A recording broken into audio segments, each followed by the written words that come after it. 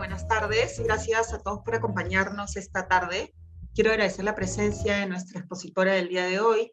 Ella es Laura Martínez, directora comercial de EduExperts Ecuador, quien nos hablará sobre tips para tramitar una visa de estudios a Canadá. Como es costumbre, quiero agradecer a nuestros socios premium de educación. Muchas gracias a Universidad de Lima, University Canada West y Humber College. Y recordarles, para los que ya conocen la dinámica de este webinar, que podrán realizar preguntas a través del botón de preguntas y respuestas, quedando así liberado el botón de chat para comunicaciones entre los participantes. Asimismo, quiero comentarles una pequeña biografía sobre nuestra expositora de hoy. Laura Martínez es directora comercial, como comenté, de EduExperts Ecuador y también fundadora de In-Tempore Visas. Ha trabajado por más de 6 años en asesoría de visados de estudios para estudiantes de Perú, Chile, Ecuador y Colombia. Asimismo, contaremos con la presencia de Carla Quevedo, del equipo de EduExperts, quien nos ayudará a responder las preguntas por el medio del botón indicado en la parte de abajo. Muchísimas gracias. ¿Cómo estás, Laura? Bienvenida. Hola Carla, muy bien, muchísimas gracias. Y gracias a ti y a la Cámara de Comercio por invitarnos y dejarnos ser parte de este espacio para poder ayudar a los estudiantes en sus procesos de visa. Muchísimas gracias a ti. Te escuchamos entonces. Adelante. Listo, perfecto. Entonces voy a compartir mi pantalla para que podamos comenzar. ¿Se ve bien todo? ¿Me Sí, confirmas? correcto. Perfecto. Sí. Listo, pues buenas tardes. Pues como dijo Carla, mi nombre es Laura y yo llevo ya más de 6 años con el tema de asesoría de visas, tanto a estudiantes realmente en Perú, pero como también en Ecuador, en Colombia, en Chile. Y la idea pues con EduExpert es poder guiar a los estudiantes para que hagan una aplicación bien hecha y que puedan presentarse al gobierno canadiense con una aplicación que pueda después tener resultados favorables para el viaje que quieren hacer. Entonces, la idea un poco de la charla de hoy es darles a ustedes herramientas para que tengan ustedes una buena aplicación, ya que pues obviamente jamás nadie les puede garantizar que les van a dar la visa cuando les dan una asesoría, porque pues siempre la decisión es del asesor consular que la va a revisar, pero les podemos guiar para que tengan todos los elementos correctos y no vayan a tener una negación por falta de un documento o porque pusieron la información incorrecta. Entonces, pues la idea de hoy es un poco como guiarlos con qué tips deberían tener ustedes al momento de aplicar. Primero, pues nos gustaría un poco como que entiendan el proceso, cómo funciona el proceso de aplicación para una visa de Canadá. A diferencia de otras visas, mucha gente está familiarizada con la visa, por ejemplo, de Estados Unidos, en las que tienen que presentarse al consulado, tienen una entrevista con el cónsul. En el caso de Canadá, no funciona así. Todo el proceso de aplicación se hace en línea. Entonces, toda la documentación la tenemos que tener digital. Se escanean los documentos y se hacen una serie de formularios en línea que luego se van a subir a la aplicación que tienen, digamos que en esta plataforma que tiene el gobierno canadiense. Y por eso todos los documentos tienen que estar listos al momento en el que se va a presentar la aplicación, digamos, y que se van a subir todos los documentos. Es importante tener en cuenta que a pesar de que no tienen una entrevista con un cónsul, sí van a tener una entrevista, perdón, no una entrevista, sino una cita para toma de datos biométricos, que son las huellas y la foto, lo cual es un requisito obligatorio para todos los presentar a la visa para Canadá, para las personas que están entre los 14 a los 79 años. Y además, dependiendo pues si es considerado por el agente consular que va a revisar la aplicación, los postulantes van a tener que hacerse exámenes médicos. Los exámenes médicos los requiere pues la embajada, entonces normalmente no se hacen con antelación cuando se va a presentar la aplicación, sino se espera a que llegue el pedido de exámenes y luego sí, pues se presentan con el doctor que tiene la embajada en sus respectivos países y ellos se van a encargar luego de subir los resultados a su aplicación. Hay la opción, sí, de hacer los exámenes antes de que te los pidan, como para adelantar un poco el tiempo, pero no es obligatorio y pues muchos estudiantes prefieren no hacerlo teniendo en cuenta pues que este es un pago extra que van a tener que hacer y pues es un gasto adicional. Entonces pues si lo quieren hacer se puede hacer, pero no es una obligación porque tenemos estudiantes a los cuales no les piden exámenes médicos, ya que eso va a depender de lo que requiera el agente consular. Entonces, una vez se haya hecho toda la aplicación en línea, se suben todos los documentos y hayan tenido ya al menos la cita para los datos biométricos, más o menos el tiempo de respuesta desde que tienen la cita hasta que llega, digamos, el pedido para que ustedes envíen su pasaporte cuando la visa es aprobada, está en este momento alrededor de 10 a 14 semanas. No es exacto, es decir, pueden ser 16 como pueden ser 8, pero el tiempo promedio está dentro de estas semanas. Hay que tener en cuenta que no es que necesariamente el agente consular se va a demorar 10 o 14 semanas en el caso de ustedes, o puede ser que ustedes piensen, ay, se van a demorar más conmigo es porque hay algún problema en mi aplicación. No necesariamente. Muchas veces el tiempo que se demoran en responder puede ser que es el tiempo que se ha demorado la aplicación en ser dirigida a un agente consular.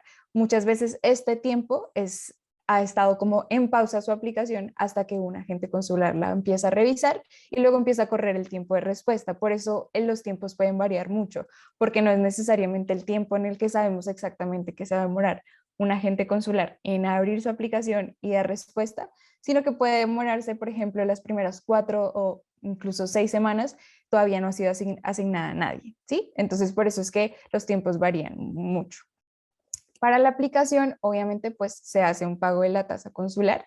Este pago se hace en línea en la aplicación, luego de que subimos todos los documentos. Cuando los documentos están completos, la misma aplicación nos dice que ya podemos pasar al pago, porque como pues todo es en línea, si yo no tengo los documentos completos, la misma aplicación ni siquiera me deja proceder al pago. Entonces es importante tener en cuenta eso. Hay mucha gente que quiere, no, quiero pagar ya cuando ni siquiera han hecho su aplicación. O sea, tienen que tener en cuenta que todo es un proceso y el pago solo se puede hacer una vez tengan todos los documentos completos. El valor de lo que ustedes van a tener que pagar obviamente va a depender de la aplicación que están haciendo, pero pues normal, un Study Permit, la aplicación para una visa de estudios, va a ser el valor del Study Permit, que son $150 canadienses, más el valor de los biométricos. Entonces, pues $235 canadienses es lo que paga un aplicante normalmente solamente por su Study Permit. Pero, pues, sin embargo, muchos de los estudiantes aplican también para un Work Permit porque parte de su programa universitario tienen prácticas o porque tienen que luego hacer un co-op. Entonces, de una vez hacen la aplicación para este Work Permit y tienen que pagar los $155 canadienses que cuesta ese permiso, ¿sí?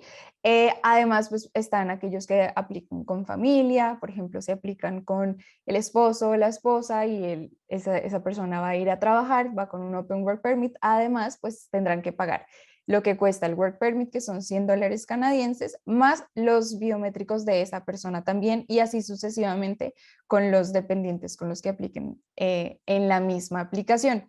No es necesario que todos lo hagan al tiempo, es decir, hay la opción, por ejemplo, que aplique primero la persona que va a estudiar y una vez la visa está aprobada, aplicar el de los demás, pero como la aplicación tarda tanto, nosotros recomendamos que lo hagan todos de una vez en familia porque se puede hacer y de una vez esperan esas 10 o 14 semanas juntos y no pues por separado por cada uno. Más o menos cuáles son los documentos que les van a pedir al momento de aplicar.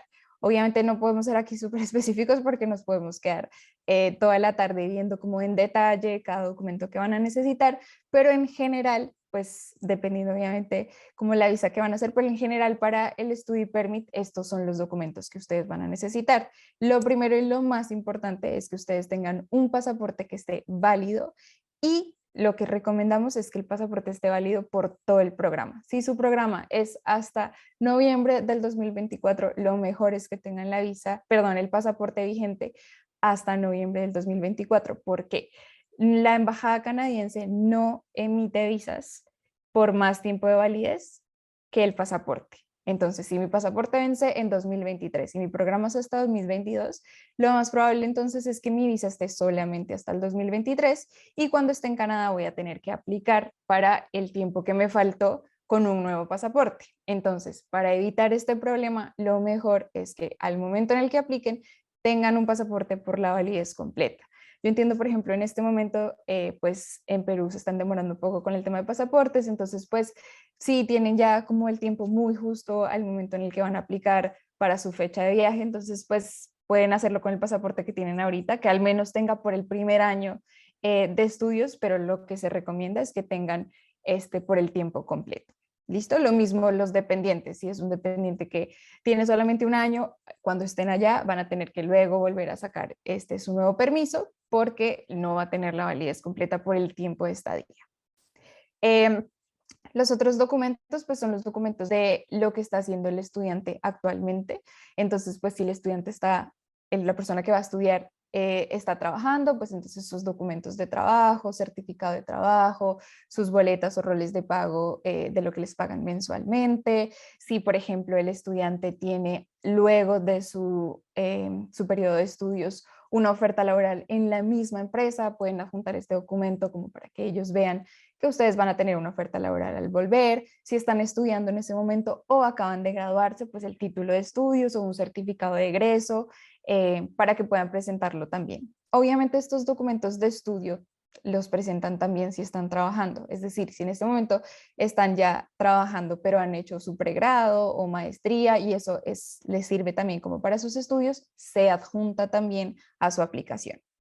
Tienen que hacer también una carta de motivación. La carta de motivación es súper importante. Yo les voy a explicar un poco después por qué es tan importante esta carta y qué deberían incluir en ella. Y además, pues los documentos de soporte económico, que vamos a ver también un poco más adelante. El récord de viajes, que puede ser ya sea escaneado el pasaporte, donde están los sellos y visas que han tenido. Si han perdido un pasaporte, lo que pueden hacer es pedir un certificado de récord migratorio para que la embajada pueda ver los diferentes viajes que han tenido. Ahí es un poco más fácil si es que, por ejemplo, su pasaporte se mojó, no se ve bien los sellos, entonces siempre se recomienda tener el récord de viajes, el récord migratorio, para que sea mucho más fácil ver los diferentes viajes que han hecho. Y además, pues lo más importante que también necesitan tener, sin lo cual no se puede aplicar, es la carta de aceptación de la universidad, del colegio, el instituto donde van a estudiar. Sin esto no pueden hacer nada porque esto es lo que va a demostrar que ustedes ya han sido aceptados y pueden comenzar a estudiar. Ahí en esta carta normalmente se especifica las fechas en las que ustedes van a estudiar, el programa al que van a estudiar, la información de la institución en la que estudian y todo esto lo necesitan tanto como para subirlo a la aplicación como para llenar sus formularios de aplicación. Entonces es importante que sin carta de aceptación realmente no pueden empezar. Entonces lo primero que tiene que hacer es inscripción, pues obviamente los pagos que tengan que hacer a su programa y que les envíen esta carta para que con eso puedan comenzar con su aplicación. Entonces, vamos a ver un poco ahora sí los tips y qué cosas deberían tener súper claras para el momento en el que van a hacer su aplicación. Un tema súper importante y que tienen que tener todo súper claro es el soporte económico. El soporte económico es uno de los puntos que más se van a fijar al momento de revisar su aplicación. Entonces, la persona que va a aplicar tiene que tener fondos suficientes para poder pagar su manutención por el primer año y además, pues, para poder pagar al menos el primer año de su programa de estudios. Entonces, tener en cuenta obviamente que el soporte económico va a depender, uno, pues obviamente de la provincia a la que van y dos, pues con cuántas personas viajan. No tendrá que demostrar lo mismo una persona que viaja sola que una persona que viaja con su familia, ¿sí? Hay que tener en cuenta que yo puedo ser el garante de mis estudios, pero también puedo tener ayuda si es que es el caso, si soy un estudiante menor de edad o un estudiante de 24, 25, 30 años o incluso más y necesito ayuda de un familiar porque no tengo suficiente dinero para demostrarlo, tengo también que hacerlo y tengo que demostrar de dónde está saliendo el dinero, tanto quién me lo está dando como cómo le llegó a esa persona. Entonces es importante tener claro quién va a ser el garante. Hay muchos estudiantes que tienen como garante muchas personas, entonces me está ayudando mi prima, me está ayudando mi tía, me está ayudando, etcétera. Eso no se ve bien en una aplicación, porque ustedes van a terminar dependiendo de demasiadas personas y van a tener que subir a su aplicación documentos de demasiadas personas. Entonces, lo que se recomienda para que una aplicación no se vea mal ante un cónsul es que máximo tengan 2 garantes económicos, ¿sí? Realmente si es que necesitan de más personas, tómense el tiempo como para que ese dinero entre en su cuenta, que esté más tiempo ahí, que solo tenga que presentar documentos de menos personas, porque si no, lo que ustedes tienen que pensar siempre es que qué va a ver el cónsul, qué va a ver la persona que va a revisar. Va a ver que yo tengo que me va a prestar 4 personas en mi familia y que luego de que acabe mi programa yo tengo que devolverle plata a 4 personas y que 4 personas tienen que tener suficiente dinero para vivir ellos y además para prestarme a mí lo que se supone que me van a prestar. Entonces, evítense tantos problemas y tengan máximo 2 garantes. Si se puede uno, muchísimo mejor. Entonces el garante, pues como puede ser una familia, un familiar, perdón, puede ser también, por ejemplo, si es que tienen una beca, si la misma empresa en donde están trabajando les está auspiciando para que ustedes vayan a estudiar, pues obviamente una carta que se demuestre en la que la empresa les está pagando y obviamente eso les va a servir. Si hicieron un préstamo en un banco, tienen que demostrar pues que ese dinero viene de ahí, si es que viene de sus ahorros, pues que haya estado en su cuenta el suficiente tiempo para que se pueda demostrar que ha sido ahorro de ustedes. Por eso se presentan también las boletas y roles de pago para que la embajada pueda ver que ustedes reciben mensualmente tanto dinero y pues ahí se ven en los movimientos bancarios que se presentan normalmente de los últimos 4 meses atrás, se va a ver como el dinero que entra en su cuenta, el dinero que están gastando y ellos pues van a poder ver que realmente es dinero que ustedes han ahorrado. Lo que no pueden hacer y que no se recomienda jamás es que, bueno, alguien me prestó, simplemente me pasó $15,000 a mi cuenta y yo presento sin demostrar de dónde viene ese dinero que tengo $15,000. La embajada va a pensar como, ¿cómo es posible que una persona que en su cuenta bancaria por 4 meses tenía un movimiento, digamos, de máximo $3,000 y de un momento a otro tiene 15,000? Eso no se ve bien y eso lo único demuestra es que tal vez ese dinero ni siquiera es de ustedes y que probablemente se van a presentar a la embajada, les aprueban la visa y tienen que devolver ese dinero y no cuentan con ese dinero para el primer año de sus estudios. Entonces, lo que ustedes quieren evitar es esto, que la embajada que la embajada piense, perdón, que ustedes no tienen dinero suficiente y que ese dinero no es para ustedes. Entonces, tiene que estar en su cuenta. Si tienen garantes, lo mejor es que lo pasen a su cuenta, que el dinero esté ahí, que ellos hagan una carta en la que ellos le demuestran a la embajada que ese dinero es para ustedes, se los han prestado o regalado o es una herencia, etcétera, y de dónde viene este dinero. Si se vendió una casa, pueden presentar el soporte de que vendieron una casa, que vendieron un carro, si viene también del trabajo de ellos, pues el soporte a qué se dedican ellos, por dónde vienen los ingresos, si tienen una empresa propia. Todo tiene que estar súper documentado porque tienen que demostrarle a la embajada que ese dinero es legítimo, ¿sí? Y que es de ustedes y solo para ustedes, ¿sí? Entonces esto es súper importante porque si ustedes le dan la idea a la embajada de que el dinero no es suficiente, uno, o el dinero realmente no es suyo, es muy probable que esta visa sea negada, ¿sí? ¿Cuánto dinero deberían demostrar? Esto va a depender, como les dije, de la provincia y de cuántas personas van a aplicar. Entonces, si es que ustedes van a ir a la provincia de Quebec, lo que ustedes van a tener que demostrar siempre es una cantidad de dinero por el primer año de estudios, además de lo que cuesta su tuition por el primer año. Entonces, si ustedes tienen un programa que cuesta $10,000 el año, el primer año, han pagado 5,000, tienen que demostrar los 5,000 restantes que les faltan y por el primer año $6,569 canadienses, ¿sí? Esto equivale a que ustedes van a tener para ustedes por mes $547 canadienses. Esto debería estar en su cuenta. Esto es lo que ustedes tienen que demostrar y ellos tienen que ver reflejado en la cuenta. No sirve, lo que pasa es que tengo 3,000 y otros 3,000 es el cupo de mi tarjeta. No funciona, ¿por qué? Porque su tarjeta realmente, lo que ustedes tienen de cupo para gastar es técnicamente una deuda. No cuentan ustedes ahorita con esos $3,000. Los pueden gastar, pero los tienen que pagar. Entonces, no funciona, tiene que estar el dinero en la cuenta que se pueda ver reflejado en los estados bancarios. Si ustedes van a ir con un familiar que sea mayor de 18 años, entonces lo que van a tener que demostrar es los 10.000 que cuesta el programa más $13.134 canadienses. ¿Listo? Por el primer año. Y así sucesivamente, pues si tienen familiares, si van a ir con un hijo, 2 hijos, etcétera. Y afuera de Quebec, entonces por el primer año son $10.000 canadienses de manutención más lo que les cuesta el programa, que si por ejemplo son los $10.000 que cuesta el programa, pues tendrán que presentar $20.000 canadienses, a menos de que ustedes ya hayan hecho pagos al college o a la universidad, y entonces van a presentar el recibo del pago que hayan hecho, más lo que ustedes tienen en la cuenta para su primer año. El primer familiar serían 4.000, entonces si son dos son 14.000, más los que les cuesta la universidad y así sucesivamente.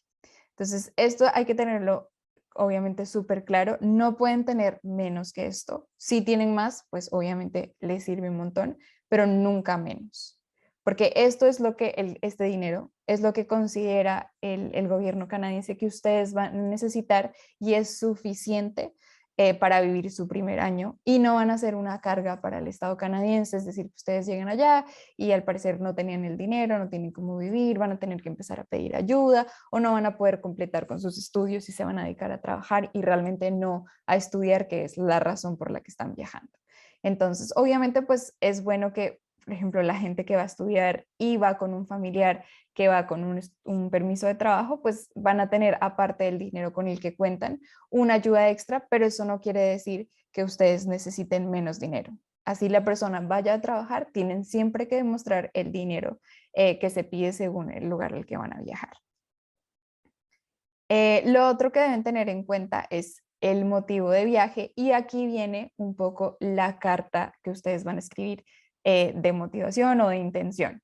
Entonces, como les comentaba, esta visa no tiene una entrevista.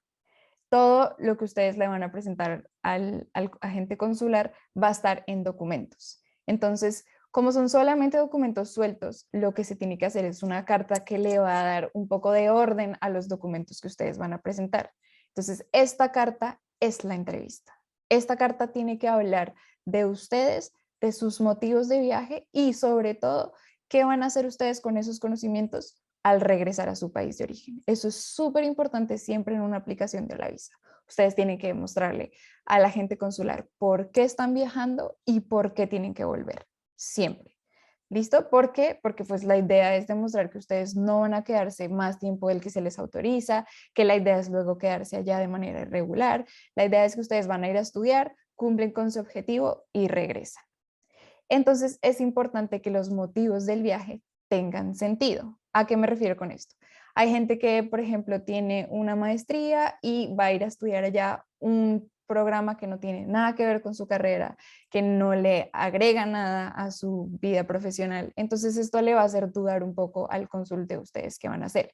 Entonces el programa o curso que ustedes tengan o que vayan a hacer tiene que tener relevancia con la carrera o profesión actual. Si no, no tiene mucho sentido. Digamos que, por ejemplo, yo estudié eh, administración de empresas y voy a ir a hacer un programa de psicología. No tiene realmente una cosa que ver con la otra. Y si la tiene que ver, ustedes tienen que explicarla en la carta, porque si no va a ser como yo voy a hacer en este momento. Si yo veo la aplicación, para mí esto no tiene mucho sentido, simplemente se inventó o se buscó una carrera, la primera que encontró para estudiar, y no me da razones a mí realmente de que él quiere estudiar esto, sino simplemente buscó una forma de irse a Canadá, y esto no tiene que ser así. Si hay una razón real para que ustedes estudien eso, porque están haciendo un cambio de carrera o porque esto se conecta con lo que ustedes quieren hacer, tienen que explicarlo en su carta para que tenga sentido lo que ustedes están haciendo, ¿sí? Entonces es súper importante que ustedes expliquen por qué escogieron el programa, por qué escogieron la universidad en la que van a estudiar, por qué decidieron ir a esa ciudad, si les llama la atención, qué tiene que ver ahí el lugar, si realmente no tiene, digamos que una intención la ciudad, pero sí como el programa que tienen, que no está en ningún otro lado, eso tienen que explicar en su carta. También, y súper importante, es explicar qué harán en su país de origen al regresar. Cómo esto que ustedes van a aprender en Canadá les va a servir luego cuando vuelvan a Perú. siempre tienen que explicar esto, porque si no, a mí pues a mí no, al cónsul no le va a dar una razón para que ustedes vayan a estudiar. Entonces, ¿qué van a hacer? Si esto les va a servir para una nueva carrera, para lo mismo que ya estaban haciendo, para abrir una nueva empresa, etcétera, tienen que explicar qué hacen. Entonces, es importante que en esta carta, además, como pueden mencionar, por ejemplo, en qué trabajo les gustaría luego al regresar a trabajar, si es que quisieran montar una empresa, de qué y por qué en Canadá van a aprender las cosas y por qué no aprenderlas, por ejemplo, en Perú. ¿Por qué lo que ustedes están estudiando no hacen el curso en Perú? Tal vez en Canadá haya algo que me pueda servir que no hay en Perú para destacarme en el mercado laboral. Todo eso lo tienen que mencionar, ¿sí? Y es importante también que sus acompañantes, sobre todo pues si van con un esposo, que también haga una carta en la que explique un poco por qué los están acompañando, que la intención de pronto no es separar a la familia, que se va a aprender esto, lo otro del viaje que están haciendo, y eso les va a servir luego igual en su vida en el país cuando ustedes regresen. Otra cosa pues muy importante que hay que mencionar y que deberían tener en cuenta al momento de aplicar es qué lazos tienen ustedes en su país de origen, ¿sí?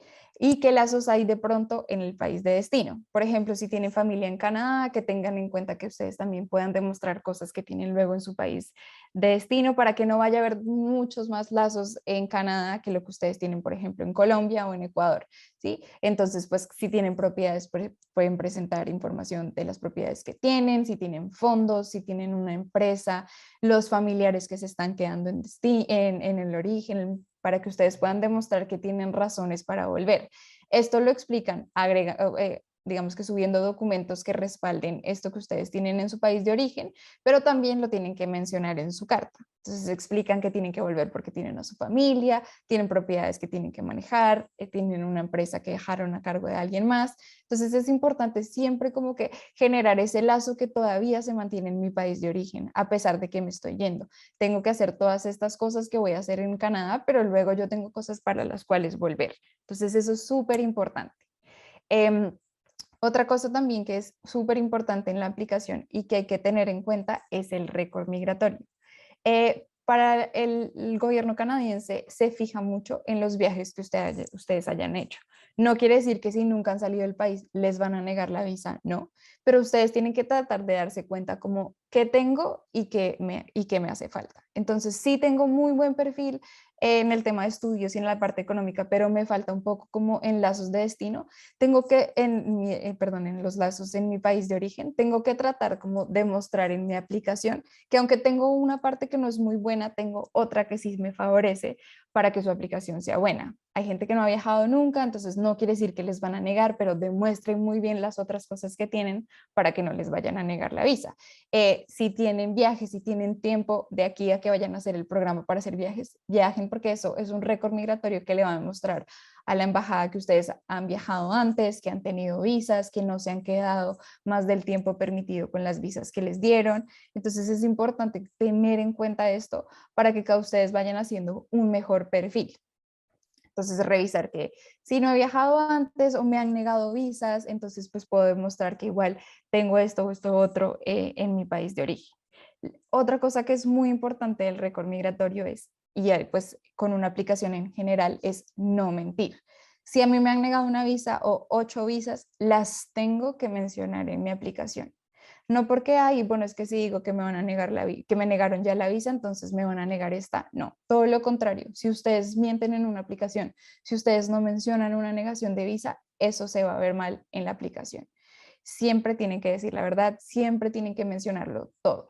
Cuando alguien les está ayudando con la visa, si por ejemplo están haciendo el proceso con EduExpert, si estamos haciendo las visas de ustedes, mencionen este tipo de cosas, porque hay gente que no la dice porque no, eso no me va a servir en mi aplicación. Todo se tiene que saber porque todo hay que ponerlo en la aplicación. Esto lo pregunta el gobierno canadiense porque quieren saber este tipo de cosas y muchas veces ellos ya lo saben. Entonces hemos tenido casos en que la gente no menciona estas negaciones, aplica su visa, hace todo este proceso, espera sus casi 3 meses y cuando les llega la negación, dice, ustedes no mencionaron la negación que tuvieron, puede ser a Estados Unidos en 2011, entonces su visa es negada. Entonces se están arriesgando mucho por no decir la verdad en su aplicación. Siempre se menciona y se menciona todo. Lo otro que también revisan al momento de hacer su aplicación y que se los pueden pedir en documentos para subir cuando aplican a la visa de estudios, es el récord policial que tengan en su país, que igual no hay que mentir. Si tienen algún récord, tienen algo que mencionar, se tiene que decir y se tiene que adjuntar en su aplicación, porque obviamente esto lo van a tener en cuenta. Si es algo pues que no es muy grave y se puede explicar, obviamente pues mencionarlo y explicarlo, y para eso está también la carta de intención en la que ustedes pueden darle un poco de explicación si es que tuvieron algún problema anterior y que esto realmente no va luego a afectar en la aplicación. Lo mismo en su estado de salud. El examen médico que piden para la aplicación lo hacen para asegurarse que es una persona que está en una buena condición médica, pero además que no tiene ninguna enfermedad, uno, contagiosa, o dos, que vaya a ser una carga luego para el gobierno canadiense, que ustedes o tal vez están tomando como excusa su aplicación de estudios para luego hacerse tratar algún problema médico en Canadá. Entonces es importante que tengan en cuenta que estas cosas se tienen que mencionar. Entonces, obviamente, pues si es algo que luego va a salir en su examen médico, se va a ver mal, que ustedes no lo hayan dicho y lo sepan. Obviamente, pues si no lo sabían, no se tenía que mencionar, pero si lo sabían, si tienen récord anterior de esto y no lo mencionaron, pues luego van a tener un problema en su aplicación. Entonces, lo más importante siempre en la aplicación en general es decir la verdad y cumplir con, pues, con los requisitos y tratar de hacer como su perfil que se vaya mejorando de una forma a la otra. Entonces, asegurarse que si tienen, por ejemplo, muchos garantes económicos, pues asegurarse que no sean tantos, que sea solo uno, que el dinero no esté solamente en la cuenta, perdón, no esté en la cuenta de mi garante, sino mejor que esté en la mía, porque así la embajada se va a asegurar que ese dinero ya es para mí y que lleva, por ejemplo, en mi cuenta unos 3 meses. Eso quiere decir que si en 3 meses mi garante no ha necesitado esos $15,000, es porque realmente esos $15,000 han sido asignados para mí, para mis estudios, y me los prestaron y los voy a poder utilizar cuando esté haciendo mis estudios, y pues yo después tendré como pagárselos. Si hicieron, por ejemplo, un plan de pagos con esa persona, lo pueden adjuntar en su aplicación, porque lo importante es asegurarle a la embajada que ustedes realmente cuentan con ese dinero. Si va a aplicar y tienen pensado estudiar, por ejemplo, en unos 2 años y ahorita no han hecho nunca viajes, aprovechen estos años mientras aplican, o este año que tienen para hacer viajes, para que tengan un récord migratorio. Obviamente pues no es que tengan que empezar ahorita a comprar propiedades si no las tienen, no lo tienen que hacer, pero sí asegurarse que ustedes tienen otras cosas por las cuales volver, unos intereses importantes en trabajo, en cosas que les gustaría hacer, que puedan explicar realmente por qué están haciendo la carrera que están haciendo. Entonces es muy importante que pues sean legítimos en lo que están haciendo y que lo que ustedes hagan y lo que vayan a estudiar tenga sentido con lo que están haciendo en este momento, y que puedan realmente explicar por qué lo van a hacer en Canadá. Entonces, un poco pues bueno, esta es como la idea general para que tengan en cuenta el momento en el que hacen la aplicación. Y pues eh, la idea de nosotros es pues ayudarlos siempre para que ustedes puedan hacer tanto como sus programas y puedan conseguir el programa que necesitan, como también para cuando el momento en el que vayan a aplicar a la visa cuenten con todo el apoyo de nuestra parte. Nosotros pues tenemos diferentes casos en los que nos podemos guiar, y además tenemos pues la experiencia de las diferentes visas que hemos hecho para poderlos ayudar. Entonces pues nada, ha sido realmente un gusto y pues estoy abierta ahorita a cualquier pregunta que tenga. Muchas gracias, Laura. Carla nos ha estado gentilmente ayudando a responder muchas de las preguntas. Hay algunas aún pendientes. Voy a proceder con la primera. ¿Cuánto tiempo demora renovar el permiso de estudios en Canadá? ¿Habría que salir de Canadá mientras se hace el trámite? Estás en mute, Laura. Perdón, no hay necesidad de salir de Canadá. Es decir, si digamos que ustedes aplicaron y tenían solamente un año, lo importante es asegurarse que hacen la nueva aplicación antes de que venza su Study Permit.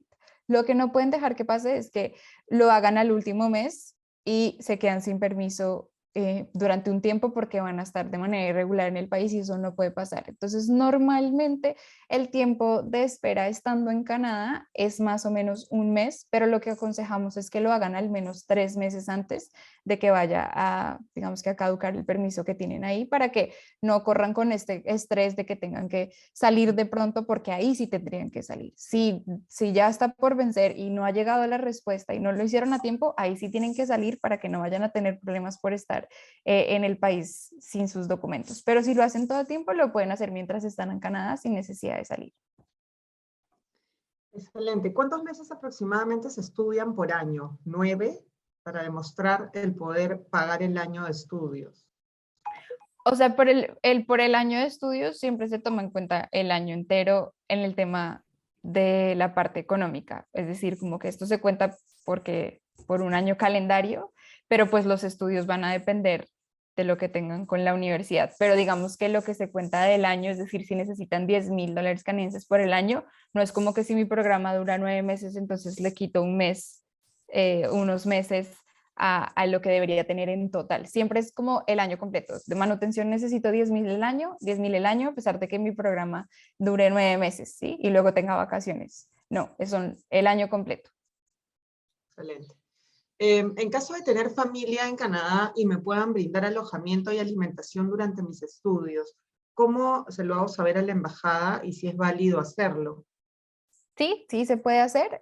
Lo que van a tener que hacer las personas que están en Canadá es una carta de invitación. Es una carta de invitación simple, no tiene que ser ante notario, en inglés, en la que ellos pues indican que ustedes van a quedarse en su casa tanto tiempo, si de pronto solo unos meses o el año completo, y qué les van a proporcionar. Si solamente les van a proporcionar hospedaje o también comida, todo eso tiene que estar mencionado en la carta.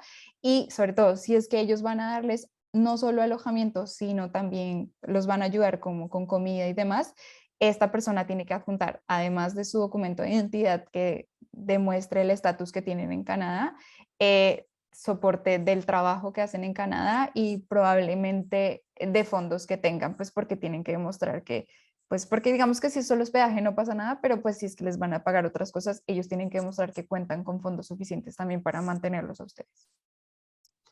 Hay una pregunta interesante, Laura. ¿Qué oportunidades tanto para estudio, trabajo y procesos de migración da Canadá a las personas con discapacidad? En este caso, ella, la persona que nos comenta, dice que es titulada en licenciatura de administración. Y también su segunda pregunta es si se Ajá. puede viajar con alguien adicional, con familia, padres y hermana, 4 personas aprox. Normalmente como, voy a responder primero la segunda pregunta, como dependiente, solo si es como dependiente se toma realmente en cuenta a esposos e hijos, no a los padres. Ah, ok. Em, exacto, entonces, pero por ejemplo, si van a acompañar porque digamos que necesitas ayuda por discapacidad, todo esto se tiene que demostrar en la aplicación.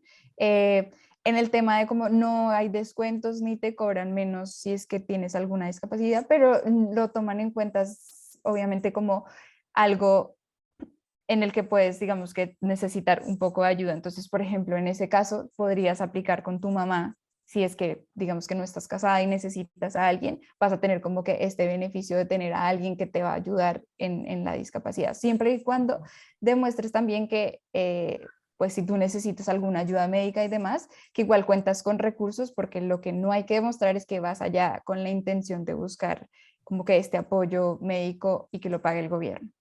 Eso es lo único. Perfecto.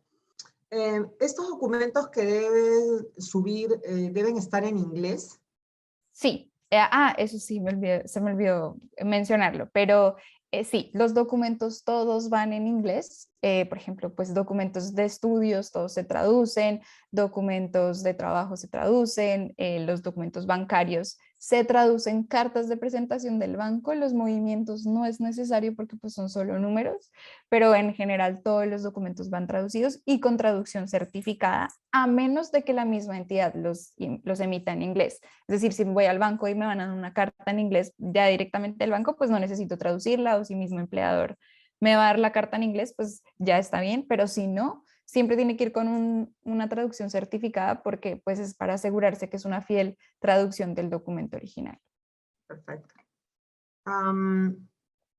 Si mi esposo no tiene récord migratorio, pero yo sí, como aplicante principal, ¿eso cuenta?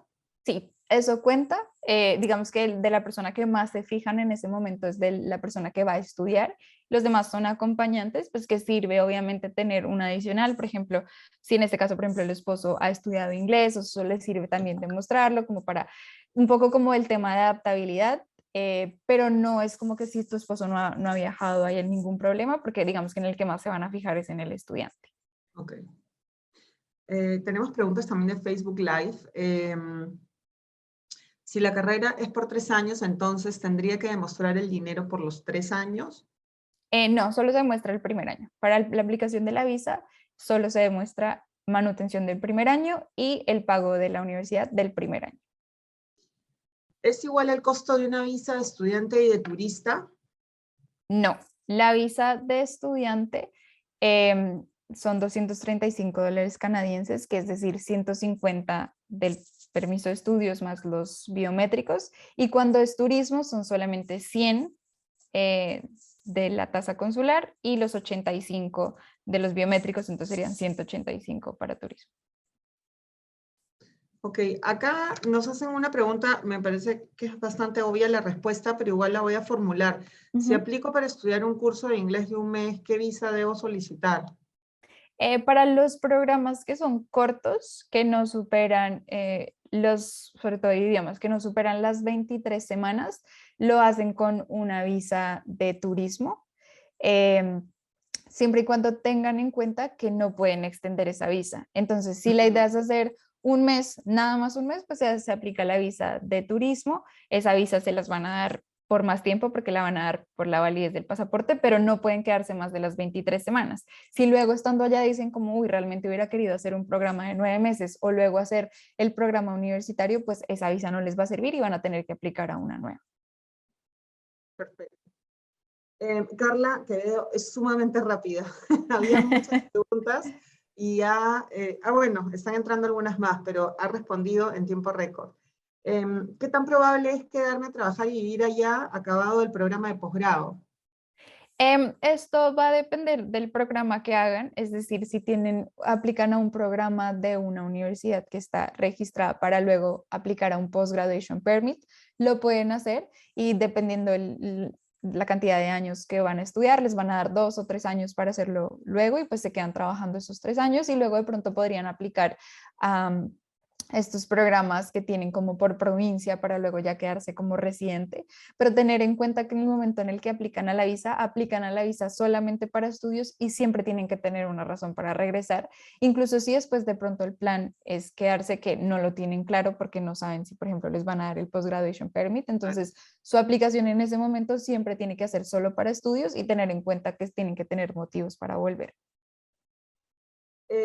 Carla ya respondió una pregunta, pero tal vez me gustaría que la puedas responder tú porque seguro es una duda. ¿Qué pasa cuando no estás casado, pero convives con alguien? ¿Qué documento tiene que certificar o presentar ahí para constatar que es tu pareja? Claro, ahí hay varias opciones. Una es hacer la unión de hecho directamente ya en el país de origen o que puedan demostrar que son convivientes. Entonces, pues que de pronto tengan un arriendo juntos, si tienen, por ejemplo, seguros de vida en el que son beneficiarios el uno o el otro, o tienen hijos, o tienen cuentas mancomunadas, pues, cuentas en conjunto. Entonces, tienen que demostrar que realmente pues son una pareja de hecho o conviviente. Entonces, se pueden demostrar con estos documentos. O la forma más fácil pues es hacer de una vez ya el registro como de una unión de hecho. Excelente. Laura, esas han sido todas las preguntas. Ha sido de mucha utilidad que Carlita nos acompañe también para las respuestas. Antes de pasar a tus palabras finales y dar por concluido el webinar, permítanme darles unos pequeños anuncios. Comentarles que nuestra institución tiene una alianza con EduExperts, representantes de diversas instituciones educativas canadienses. Pueden contactarse directamente con nuestra institución, con Grace Molero, quien pondrá en este momento su contacto a través del chat para cualquier información de programas de estudio y beneficios adicionales. Comentarles también que el jueves 12 de mayo por la tarde tendremos la conferencia Conviértete en el profesional que el mercado laboral de Toronto necesita. Niagara College, Toronto, te ayuda a lograrlo. Esto estará a cargo de Rosana Valerio, Business Development Manager para el Caribe y Latam. El martes 17 de mayo a las 6 de la tarde tendremos el webinar informativo sobre el nuevo programa International Business Weeks Canadá. Es nuestra primera misión académica 2022 del año en alianza con Linkers International Education y Thompson Rivers University, que se desarrollará del 23 de julio al 6 de agosto. Así que los estudiantes que nos escuchan y están interesados en estas 2 semanas de full estudio y también de algunas actividades recreativas en grupo, por favor contactarnos. Y por último comentarles que el martes 31 de mayo por la tarde tendremos la conferencia informativa Vive en Quebec, conoce cómo migrar de manera temporal o permanente, donde podrás conocer sobre los distintos programas de inmigración temporal y permanente en la provincia de Quebec.